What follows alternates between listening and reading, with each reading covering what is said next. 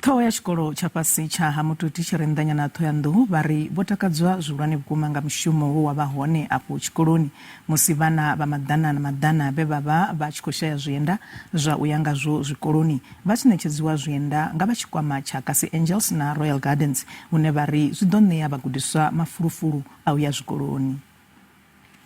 Si vhona nge tshinoni tshikolo uri vha ḓe vha donate phere dza zwienda kha vhana vhoṱhe